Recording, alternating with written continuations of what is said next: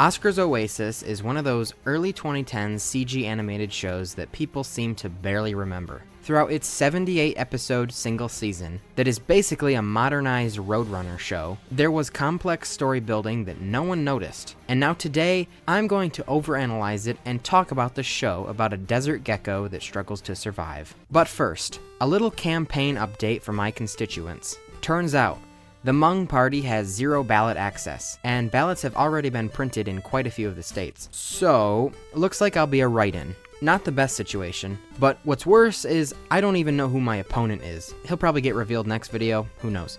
Oscar's Oasis. I didn't plan on making this video, but due to popular demand, here we are. The show released in 2010 by Tuba Entertainment. Those are the same guys that made Larva. The show features Oscar, a gecko, I think. We'll just go broad and say lizard. Oscar lives in an unnamed desert, and there's absolutely nothing out there. Rocks and cacti, pretty much. Oh, and sand. Lots of sand. Oscar struggles for food and water. Constantly. Every single episode. He's usually out trying to get food or water, but almost always never succeeds. He's lonely. He has no friends. He has no lovers. He has no place to call home. The one thing he does have are enemies. Mainly these 3 characters. The trio. Harchie. He's a hyena, and he probably is mentally challenged. Like your average green Marvel character, he has nothing to offer besides muscle. He's a good little boy and does what he's told. Poppy is like the boss of the group. She's prissy and demanding. She's a fennec fox, or a desert fox for everyone that's not a foxologist. And Buck, a vulture. He doesn't really have that much of a personality, honestly. The trio rule the desert, and there isn't really anyone above them. Most of their antics also involve food or water, usually stealing it from our poor baby boy Oscar. They either push around a shopping cart, or this makeshift cart thing that Harchie pushes, Buck steers with his wings, and Poppy just rides. Speaking of their ride, this desert is filled with junk. Pots and pans, scrap metal, bottles, so many bottles, and whatever else is convenient for an episode. Also in this desert are chickens. Lots and lots of chickens. Why are there so many? There's a pickup truck that makes routine delivery trips through the desert, and the trio occasionally sabotages it. The driver of this truck is Manolo. He sleeps, and that's all he does. Never once in the show is he awake. I'm honestly not too sure if he's alive. He has a dog, Rocco, who has rigged up a pulley system that drives the truck. He's the one that actually drives the truck through the desert. I don't know if Manolo even knows if he has a dog. Maybe Rocco is giving Manolo sleeping pills every day so he can remain in control. Also, I don't know if it's important. Rocco doesn't really have any alliances with anyone in the desert. He doesn't team with the trio, and he doesn't team with Oscar, except for one episode because he thought he ran over him and squished him.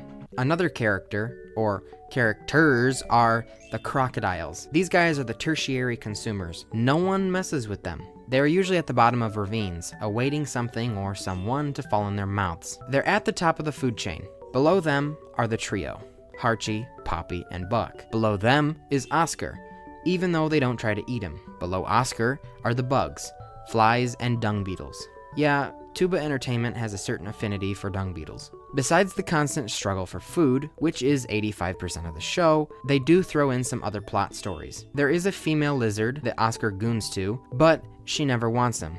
He proposes to her and all that stuff, but she prefers food. This lizard is Lizardette, and, well, she's not that important.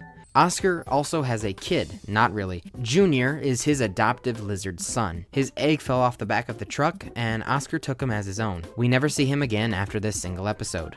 It's becoming a trend that these episodes are not finishing their storylines. About a third of the way into the series, a new main character is introduced. Skunk. He's a skunk. Like Rocco, he is usually unaffiliated with either side. Oscar tries to befriend him because he cannot smell, but Skunk refuses. He is insanely putrid and scares away all of the trio and pretty much anything else. He honestly doesn't contribute much to the story. More inconsequential characters are the meerkats. They rarely appear, but when they do, they steal food and cause some mediocre havoc. And not even worth mentioning, the female vulture that's in like 3 episodes. I mean, I told you she wasn't worth mentioning. There are a few more characters, however, they are deceased. At least that's what the evidence points to. Canonically, the first event in the Oasis universe is not the first episode of Oscar's Oasis. It's Oasis, the pilot episode from 2004. This pilot was a 3.5-minute long introduction to the characters we now know. Kinda. Oscar was called Lizard. Harchie was himself. However, the trio is a little different. We have a male fennec fox, Panic, and there's a vulture, but his name is Burke. And there's 2 baby vultures, Boogie and Woogie. Burke is their uncle. Manolo also appears, but he's black and awake, and he's probably not Manolo.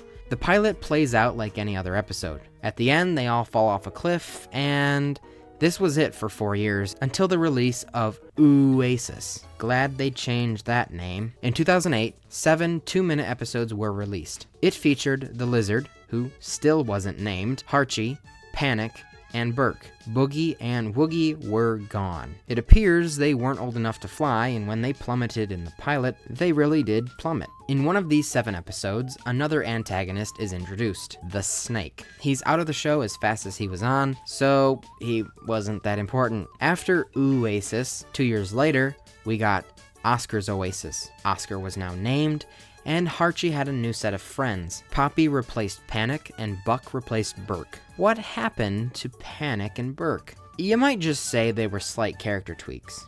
I say nuh-uh. They died. Harchie was crushed, and then he got new friends that reminded him of his old ones. How tragic. Okay, so at this point, Oscar's Oasis and its precursor shows may look like they stand alone. You may think there's no crossover or anything like that. And you may think they're in their own separate little universe. You would be wrong.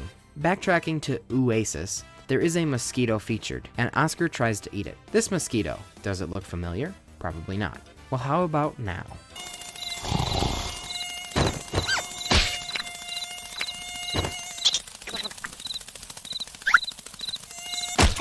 There you go. Oscar's Oasis and larva are connected via a singular mosquito. I don't know how this mosquito made it from the desert to the sewer of New York or vice versa, but it's undeniable proof, is it not? Think I'm a crazy tinfoil hat wearing loony bin? Here's more proof. These are the chickens from Oscar's Oasis. Here is the chicken that lives on top of the house in season 2 of Larva. Okay, so how does Oscar's Oasis being connected to Larva help at all with establishing lore? I will get back to you in 7 to 10 business days. The show has funny moments, and has the cute charm like a lot of these talkless shows do. But just like me, this show suffers from its excessive length. Every episode is 7 minutes long. That's so long. They have good ideas for the episodes. Every single episode concept is funny, but they are 2 to 3 minute concepts, not 7-minute concepts. This extra 4 minutes of filler really hurts it. Because of this filler, every episode runs into each other with no variety. And it's like, did last episode even end? And then a new one starts, and it's like, it's still going on. What's worse is the filler has no variety. It's just chasing each other. That's it. The trio chases Oscar. Oscar chases a chicken. The trio chases Rocco and Manolo. Rocco and Manolo always drive through the road. Oscar is always scrounging around for water and food, never getting anywhere with it. If he does finally find it, the trio always take it from him. If these episodes were 2 minutes, it would be so much better. I don't mean to hate the show, because I really don't. I loved watching it growing up, but for this video I watched it in its entirety, and I didn't really space it out, so I was just about hypnotized with every new episode. Now that I got that out of the way, what else are the episodes about? Well,